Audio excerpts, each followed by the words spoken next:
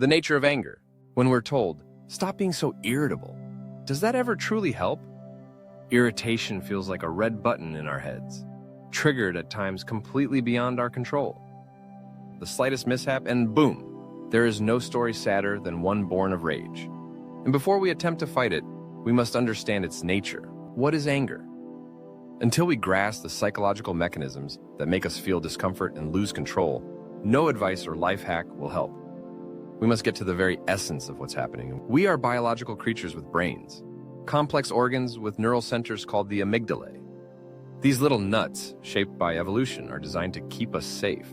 And safety means avoiding danger. So the amygdalae are responsible for fear, but they also control aggression, because if we can't run, we must fight. During a confrontation, a part of the brain activates and interacts with other subcortical centers to regulate our physiological state, whether it's flight or attack. This requires full-body mobilization, powered by the sympathy adrenal response. Signals are sent to the pituitary gland, neurotransmitters are released, and a hormonal cascade begins. The adrenal glands release a flood of adrenaline, activating the sympathetic nervous system, increasing heart rate, blood pressure, and breathing. Muscles engagement remembers how you tremble with anger, sweating, chills, or heat. These are all physiological responses that our animal counterparts use to fight, flee, or survive. So, the first layer of anger, aggression, and fear is a complex physiological response. Dig deeper and you'll see it's really one reaction, shaped by our environment, the world we live in. We live in a world soaked in aggression. Human relationships grow increasingly superficial, and the smallest annoyance can spark fury. Irritability rises with stress, and stress breeds anxiety, which, in turn, fuels defensive aggression. Economic instability, uncertainty about the future, and social irresponsibility. All these create a backdrop of discontent. Just take a look at social media. People have become like walking raw nerves, hypersensitive, irritable, and like they've been nicked with a knife. Hence the rudeness and bitterness. We're trapped in a state of collective psychological tension, and it manifests physically. As social animals, we have mirror neurons that read the emotions of others. We begin to feel what others feel.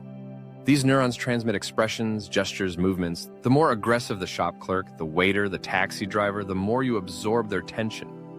You too become less kind than you'd like, because your mirror neurons shout, "Danger! Aggression detected!"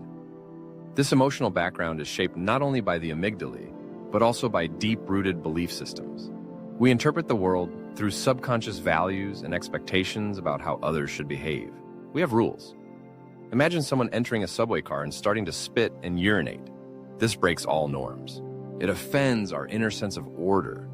The same goes for everyday situations. If someone close to you constantly forgets to take out the trash, the full bin sparks irritation, because it violates established rules. If someone speaks to you with arrogance or excessive flattery, not how you'd prefer, triggers anger. This ties directly into our personal boundaries, guarding our territory. The third core ingredient of anger and irritation is the violation of our boundaries. Let's take a closer look. Mother Nature designed us to divide the world into mine and not mine, and me and not me. Safeguarding our own is instinctive. Watch children. If their toy is taken away, that's my toy, my potty. You're not my friend anymore. Protecting what's ours is crucial. Otherwise, we'd be like animals that don't guard their dens. Anyone could barge in and steal our stockpile. Evolutionally, that makes no sense. So we constantly protect our territory, fences, doors, all symbolic. But territory isn't just physical, it's also social. I'm the head here, we say, defending our social space. If it's breached, we oust intruders. Others shouldn't stand closer than 20 centimeters to us, or we feel discomfort. That's a breach of personal space. So when you argue defending your opinion, you're really defending your value, your influence, your authority. Even when someone leaves a silly comment on your page, irritation spikes, you feel invaded. So now comes the philosophical bit. What is freedom? Freedom ends where someone else's nose begins. It's a beautiful notion, live and let live. But hidden in this harmony is dissonance. Our human tendency to claim reality for ourselves as if we alone hold the truth. One person sees himself as a guru, another as a misunderstood genius. Heaven helps the one who doesn't worship them. They become part of a grand conspiracy. why do I speak of this practically?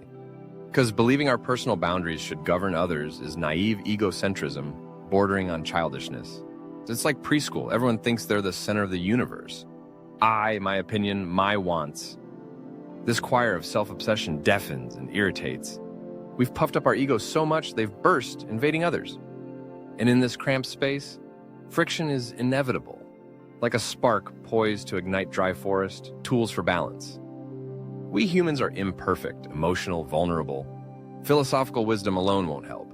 We need tools, but we must use them wisely, so we don't end up like the proverb, teach a fool to pray and he'll break his forehead. There's a whole arsenal of therapeutic techniques to calm the storm.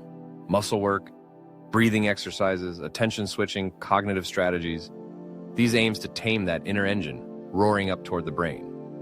Use these tools along with clarity and insight, and you'll find real power to change your habits, to stop getting irritated over nothing, to relax where it's safe to do so. You'll act not from habit, but from choice, from control.